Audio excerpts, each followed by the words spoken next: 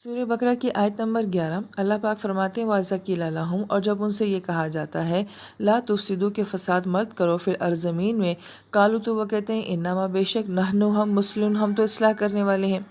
اب اس آیت مبارکہ میں دو الفاظ آ رہے ہیں، تفسدو جو کہ فساد سے ہے،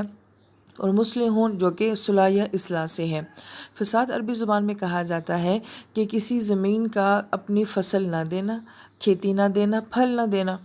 اس لفظ کے پیچھے کانسیپٹ کیا ہے کہ اللہ تعالیٰ نے ہر چیز کے اندر کوئی نہ کوئی صلاحیت رکھی ہے۔ جب وہ چیز اپنی صلاحیت کے مطابق کام نہیں کرے گی تو ہم یہ کہیں گے یہ چیز کیا ہے، فاسد ہوگی ہے۔ جیسے کہ زمین کے اندر صلاحیت ہی یہی ہے، اللہ پاک نے اس کو بنایا ہی اس لیے ہے کہ اس نے مخلوق کو فصل دینی ہے، پھل دینا ہے، لیکن جب وہ زمین وہ پھل نہیں دیتی ہے تو ہم یہ کہتے ہیں کہ یہ زمین کیا ہوگی، فاسد ہوگی ہے۔ اسی طریقے سے اللہ تعالیٰ نے انسان کو بھی بہت ساری صلاحیتیں دے کر جو ہے وہ پیدا کیا ہے،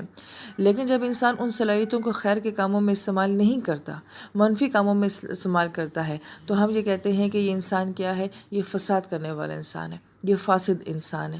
پھر ایک فاسد ہوتا ہے اور ایک مفسد ہوتا ہے۔ فاسد وہ ہوتا ہے جو کہ اٹسیلف خود جو ہے وہ فساد کر رہا ہوتا ہے، مگر مفسد کا مطلب یہ ہوتا ہے کہ یہ اپنے فساد میں دوسروں کو بھی شامل کر دیتے ہیں۔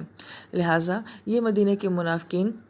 جو کہ خود تو شک میں مبتلا تھے، خود تو نفاق کے مرض میں مبتلا تھے، یہ مسلمانوں کے اندر بھی جو ہے شک ڈالتے تھے، ان سے بھی ایسے پیچیدہ قسم کے سوال کرتے تھے جس سے وہ اپنے دین کے بارے میں، اپنے نبی کے بارے میں، اپنے رب کے بارے میں جو ہے مشکوک ہو جائیں، شک کرنے لگ جائیں۔ تو ایکچوئل میں یہ ان کا فساد تھا۔